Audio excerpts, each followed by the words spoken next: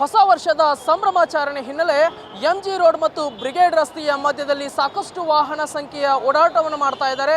ಈಗಾಗಲೇ ಸಾವಿರಾರು ಸಂಖ್ಯೆಯ ಜನ ಬರುವಂತಹ ನಿರೀಕ್ಷೆ ಇದೆ. ಹಾಗಾಗಿ ಪೊಲೀಸರು ಕೂಡ ಎಲ್ಲ ರೀತಿಯ ಸಜ್ಜಾಗಿ ಯಾವುದೇ ಟ್ರಾಫಿಕ್ ಸಮಸ್ಯೆ ಆಗದಂತೆ ನೋಡಿಕೊಳ್ಳುವಂತಹ ಕೆಲಸದಲ್ಲಿ ಕೂಡ ಕಾರ್ಯನಿರತರಾಗಿದ್ದಾರೆ. ತಾವು ಈ ದೃಶ್ಯದಲ್ಲಿ ನೋಡ್ತಾ ಇರಬಹುದು, ಅಪಾರ ಸಂಖ್ಯೆಯ ವಾಹನಗಳು ಬರ್ತಾ ಇದ್ದಾವೆ. ಪೊಲೀಸರು ಕೂಡ ಯಾವುದೇ ವಾಹನಗಳಿಗಾಗಿರಬಹುದು, ಸಾರ್ವಜನಿಕರಿಗಾಗಿರಬಹುದು ತೊಂದರೆ ಆಗಬಾರದು ಎನ್ನುವಂತಹ ನಿಟ್ಟಿನಲ್ಲಿ ತಮ್ಮ ಕೆಲಸವನ್ನು ಮಾಡ್ತಾ ಇದ್ದಾರೆ. ಟ್ರಾಫಿಕ್ ಸಮಸ್ಯೆ ಕೂಡ ಉದ್ಭವಿಸ್ತಾ ಇದೆ. ಈಗಿನಷ್ಟೇ ಹೆಚ್ಚಿನ ಸಂಖ್ಯೆಯಲ್ಲಿ ಜನ ಬರ್ತಾರೆ. 10 ರಿಂದ 11 ಗಂಟೆ ಆದ ತಕ್ಷಣ ಈ ರೋಡ್ ಸಂಪೂರ್ಣವಾಗಿ ಜನಮಯವಾಗಿ ಇರುತ್ತೆ ಅಂತ ಹೇಳ್ಬೋದು. ಯಾಕಂತಂದ್ರೆ ಲಕ್ಷ ಸಂಖ್ಯೆಯಲ್ಲಿ ಜನ ಬರ್ತಾರೆ. ಈಗಾಗಲೇ CCTV ಕ್ಯಾಮೆರಾಗಳನ್ನಾಗಿರಬಹುದು, ಪೊಲೀಸರು ಸುಮಾರು 2000ಕ್ಕಿಂತ ಹೆಚ್ಚಿನ ಸಂಖ್ಯೆಯ ಪೊಲೀಸರು ಕೂಡ ನಿಯೋಜನೆಗೊಂಡಿದ್ದಾರೆ.